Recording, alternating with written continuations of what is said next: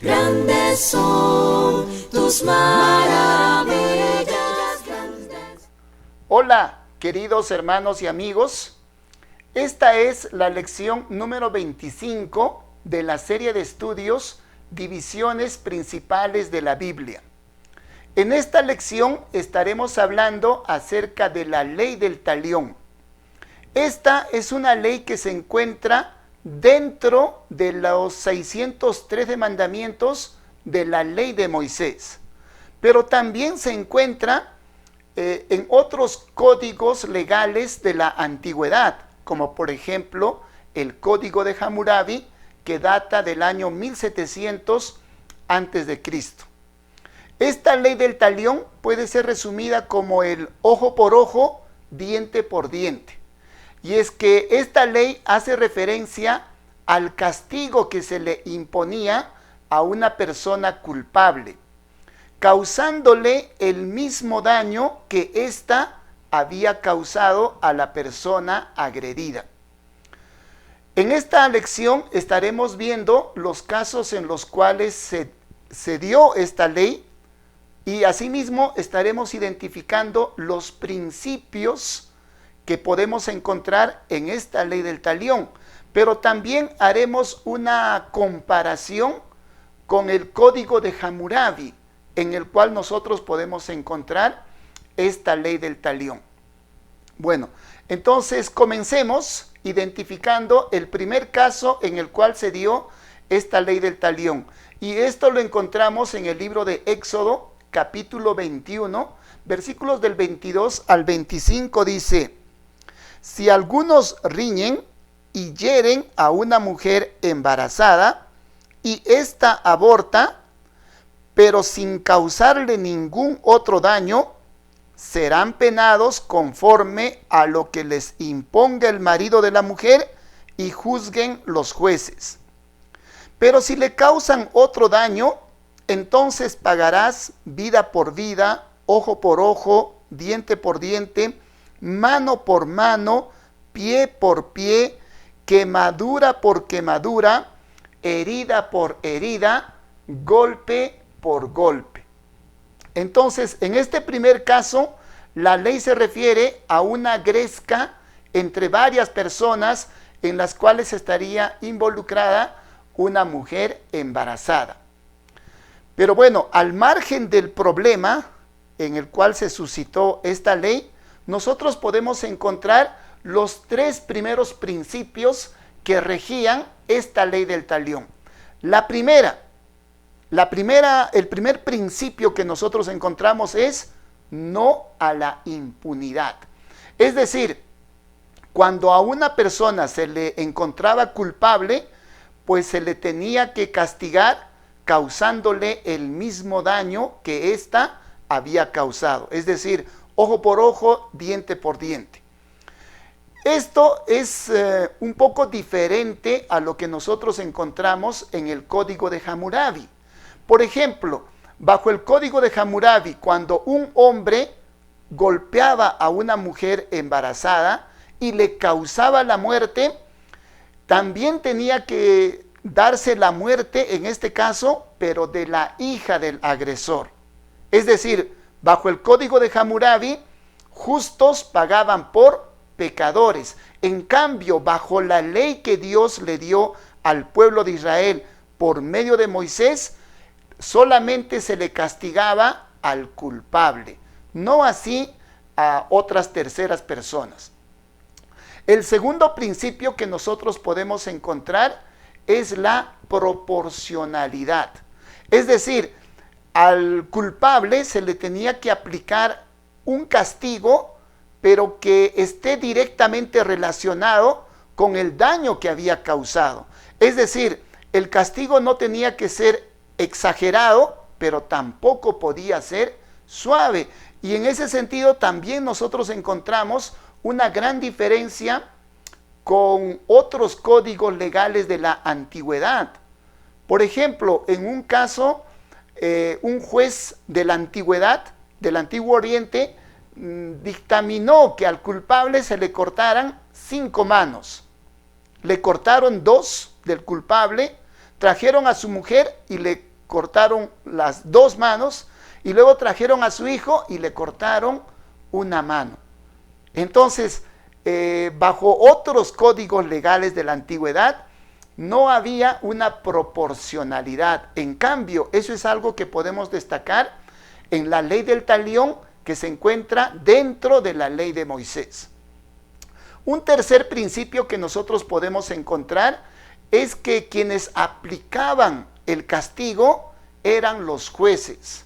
Es decir, no es como muchas personas se ponen a considerar la ley del talión como una ley de venganza, que la persona agredida tiene que ir y tiene que causarle el mismo daño.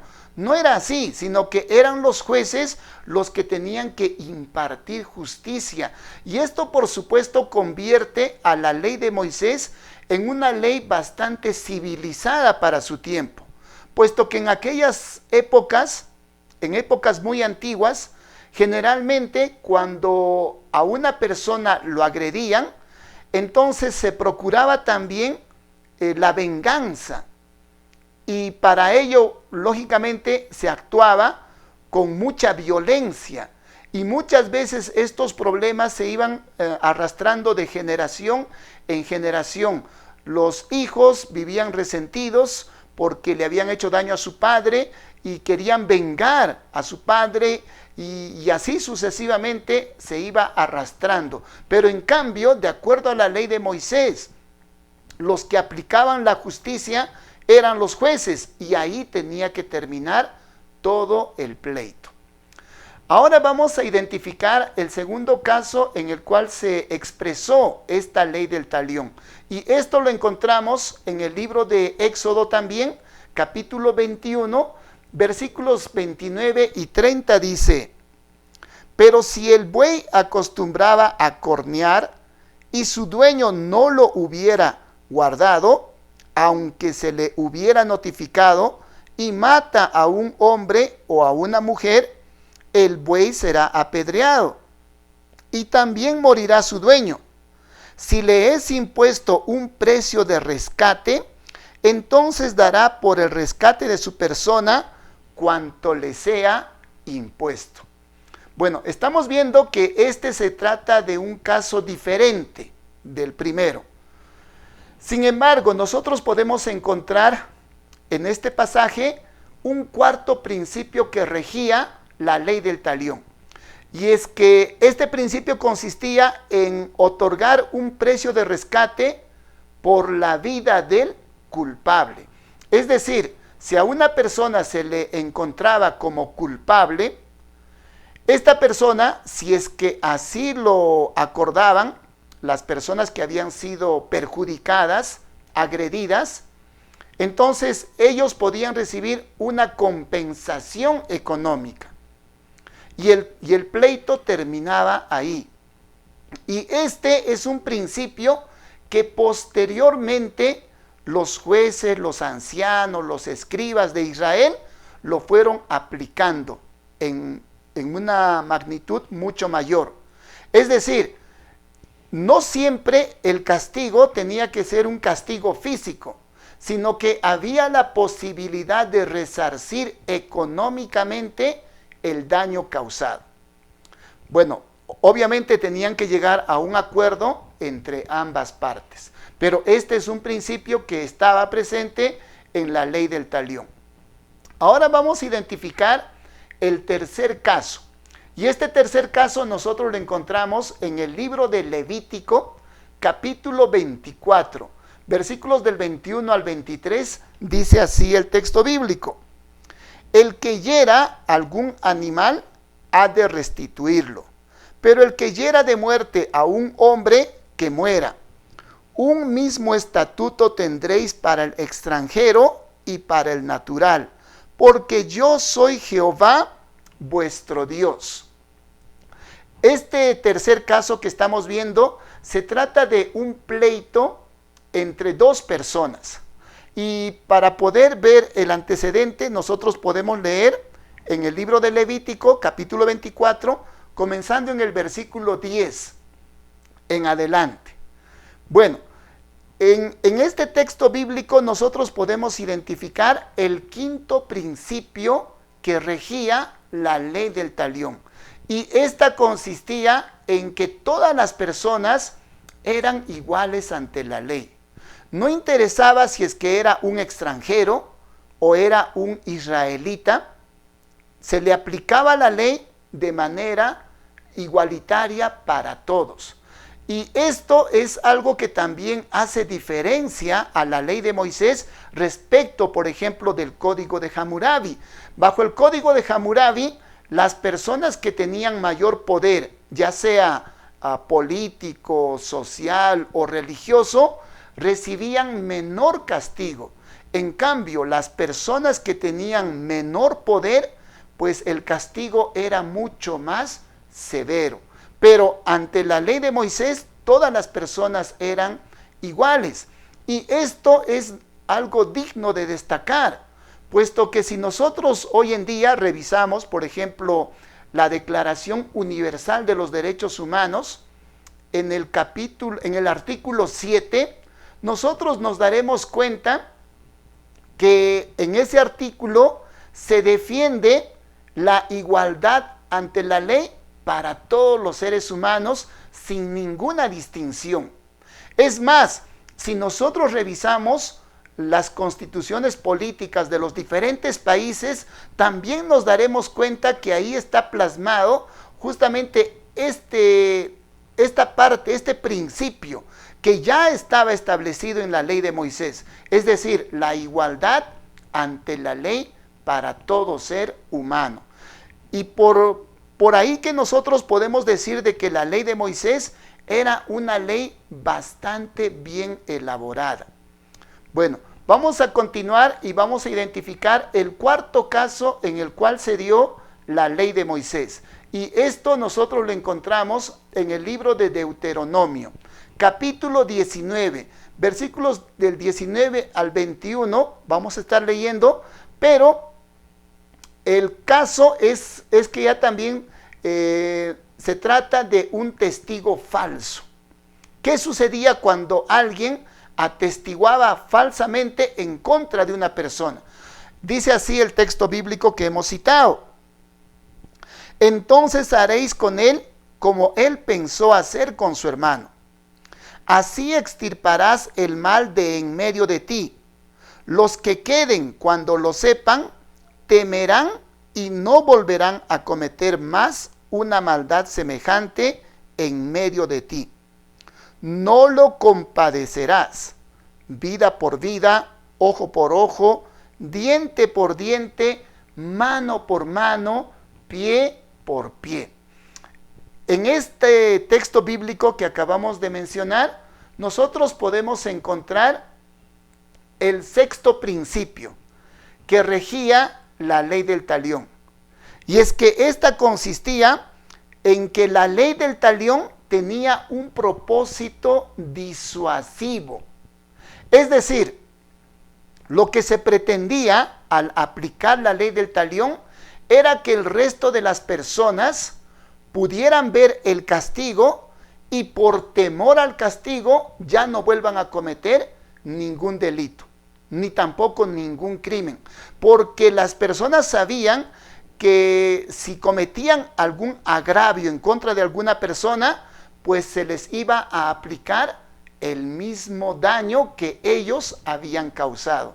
Y esto nosotros podemos ver que era algo muy interesante en la ley de Moisés y particularmente en esta ley del talión. Y es que si nosotros nos damos cuenta, los códigos penales de la actualidad, el propósito que tienen es que justamente puedan castigar a las personas con el propósito de que los demás ya no delincan, ya no cometan ningún delito, ningún crimen. Pero esto también nosotros lo podemos ver en esta ley del talión que forma parte de la ley de Moisés. Y es que si nosotros revisamos esta ley del talión junto con las otras leyes, junto con los 613 mandamientos, nos daremos cuenta que esta ley que Dios le dio al pueblo de Israel era una ley bastante bien elaborada, bastante bien diseñada.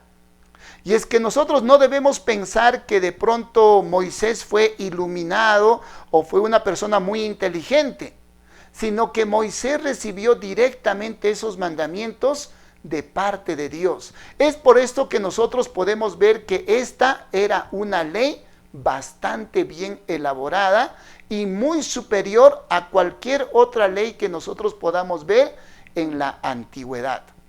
Es más, aparte de estos 6 principios que hemos mencionado, es decir, en primer lugar, no a la impunidad.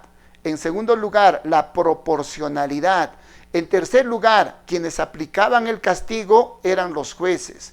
En cuarto lugar, había la posibilidad de pagar un precio de rescate por la vida del agresor. En quinto lugar, el quinto principio es la igualdad de todas las personas ante la ley. Y el sexto principio que habíamos visto es que la ley del talión tenía un propósito disuasivo.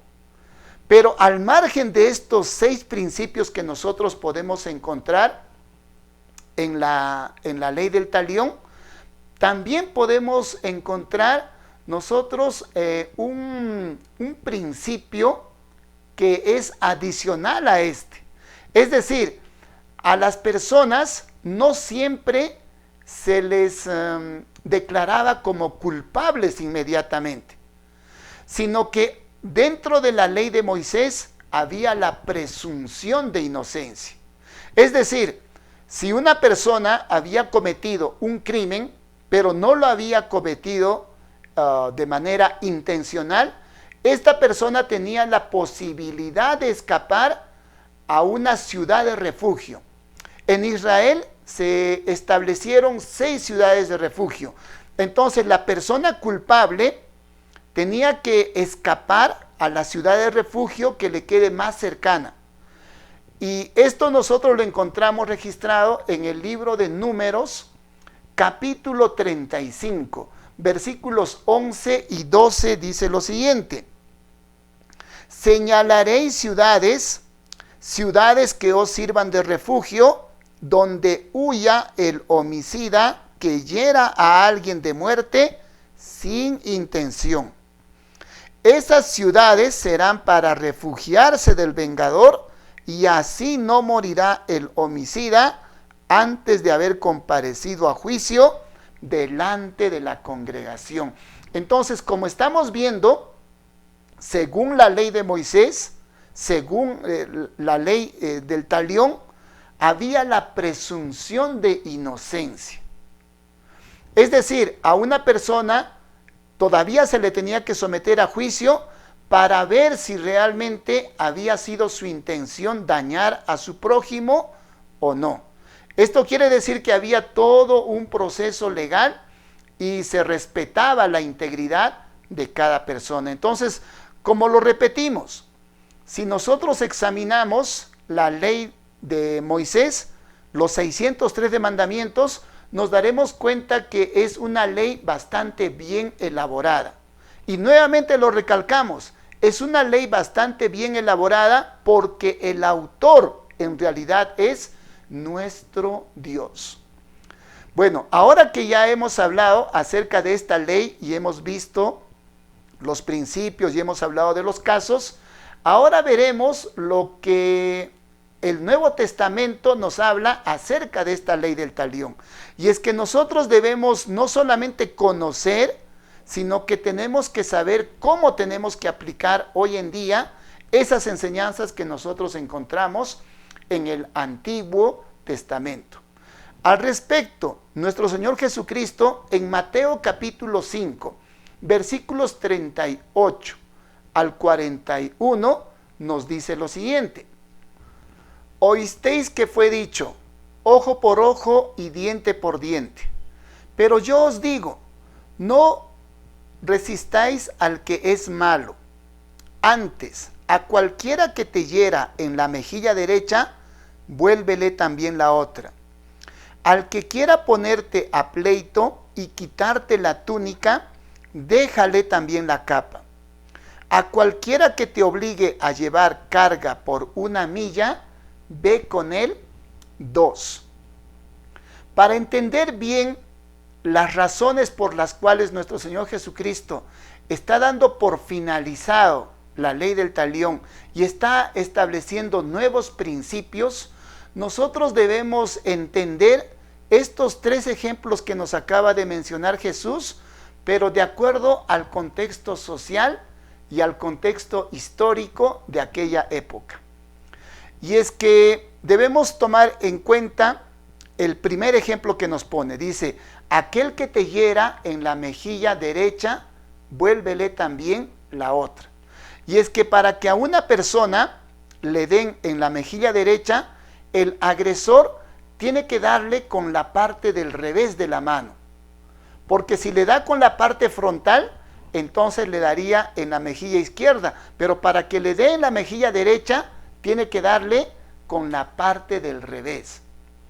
Y cuando una persona da un golpe con la parte revés de la mano, por supuesto que va a causarle un mayor daño a la persona agredida. Y esto sucedía en aquella época. Es decir, las personas que eran muy abusivas, muy malvadas, por el hecho de tener u ostentar algún poder, se daban el lujo de humillar a las personas, ya sea porque les hayan visto mal, o ya sea porque no les hayan saludado, o porque no les caía. Y entonces la manera de humillar a esas personas era dándoles una bofetada, pero con el revés de la mano. Y cuando le daban con el revés de la mano, por supuesto le ocasionaban un mayor dolor, pero por sobre todo lo que hacían era humillarlo, denigrarlo.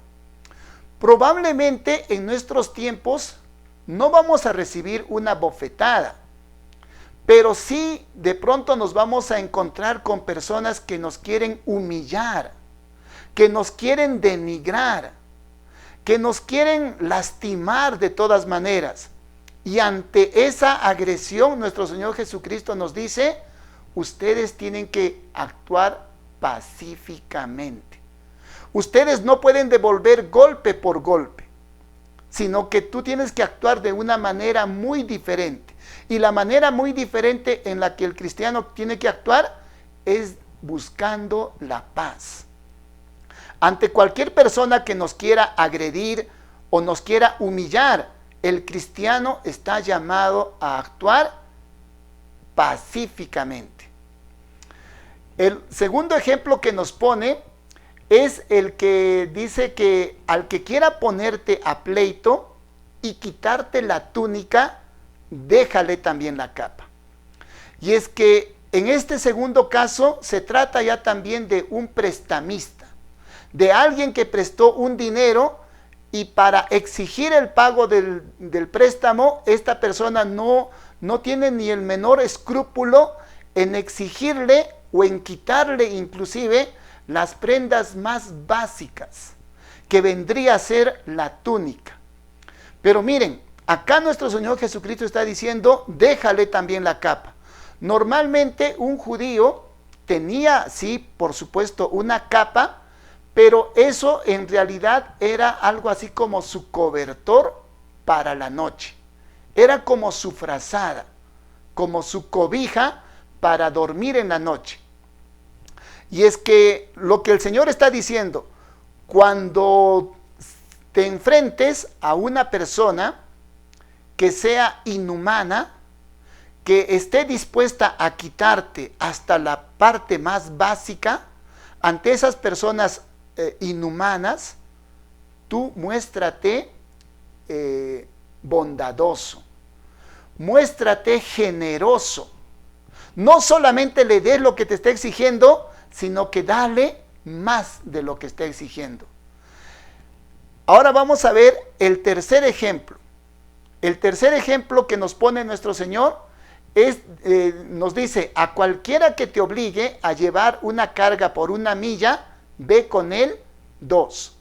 ¿Quiénes eran los que podían exigir a un judío llevar una carga por una milla. Eran los soldados romanos. Los soldados romanos tenían la potestad de elegir a cualquier judío y pedirle que lleve o que cargue sus pertenencias hasta por una milla. Pero en ese caso nuestro Señor está diciendo, si te exigen a ir por una milla, ve con él 2. Es decir, nuestro Señor Jesucristo nos está diciendo, ante la persona que sea abusiva, simplemente tú no te opongas, no te enfrentes, sino que muéstrate bondadoso, muéstrate amable ante esa persona que es abusiva. Y es que miren, ¿por qué nuestro Señor nos dice que nosotros debemos actuar pacíficamente ante la persona malvada? Tenemos que actuar generosamente ante la persona inhumana. ¿Y por qué nosotros tenemos que actuar bondadosamente ante la persona abusiva? Y es que hay una razón fundamental, y esto nosotros lo encontramos en el Evangelio de Mateo, capítulo 5, versículos del 9 al 12, dice así la palabra del Señor. Bienaventurados los pacificadores, porque serán llamados hijos de Dios. Bienaventurados los que padecen persecución por causa de la justicia, porque de ellos es el reino de los cielos. Bienaventurados seréis cuando por mi causa os insulten, os persigan y digan toda clase de mal contra vosotros mintiendo. Gozaos y alegraos, porque vuestra recompensa es grande en los cielos, pues así persiguieron a los profetas que vivieron antes de vosotros. Entonces, nuestro Señor nos está diciendo, la razón fundamental para que tú tomes esta actitud es porque no te pongas a pensar solamente en esta vida terrenal. Ponte a pensar que nosotros tenemos una gran mansión arriba en los cielos. Y el Señor tiene reservado para todos aquellos que actúan de manera pacífica, de manera amable, de manera generosa. Hay una gran recompensa que nos tiene el Señor. Es muy difícil muchas veces soportar a las personas malvadas, pero tenemos que hacerlo pensando que de parte de nuestro Señor recibiremos un gran galardón, una gran recompensa. Además de esto, en Romanos capítulo 12, versículos 17 y 19 nos dice la palabra del Señor. No paguéis a nadie mal por mal. Procurad lo bueno delante de todos los hombres. No os venguéis vosotros mismos, amados míos, sino dejad lugar a la ira de Dios, porque escrito está, mía es la venganza, yo pagaré, dice el Señor. Entonces, ante la persona que es malvada, ante la persona que es abusiva, ante la persona que es inhumana, nosotros tenemos que mostrarnos de manera generosa, porque a nosotros no nos compete otorgarle el castigo que se merece. Será Dios, será nuestro Dios todopoderoso el que finalmente le tenga que aplicar el castigo que el culpable se merece. Y es que debemos recordar lo que dice Santiago capítulo 2, versículo 13. Porque juicio sin misericordia se hará con aquel que no haga misericordia. Y la misericordia triunfa sobre el juicio. ¿Usted quiere alcanzar misericordia de parte de Dios? Entonces usted también tiene que aprender a mostrarse misericordioso, inclusive con aquellas personas que pueden ser abusivas o pueden ser malvadas. Quiero finalizar esta lección dando lectura a Primera de Pedro, capítulo 3, versículos 8 y 9, dice la palabra del Señor. En fin, sed todos de un mismo sentir, compasivos, amándoos fraternalmente, misericordiosos, amigables. No devolváis mal por mal, ni maldición por maldición, sino por el contrario, bendiciendo, sabiendo que fuisteis llamados a heredar bendición. Amados hermanos, queridos amigos, nuestro Señor Jesucristo estableció nuevas leyes, nuevos principios, los cuales nosotros debemos de llevar a la práctica. De nada vale que nosotros nos digamos cristianos si no estamos dispuestos a sobrellevar y a poder dar la otra mejilla, tal como nuestro Señor nos enseña. Que el amor de Dios esté con cada uno de ustedes. Te alabaré, oh Señor, e invocaré tu santo nombre, siempre daré a conocer en todos los pueblos tu sol.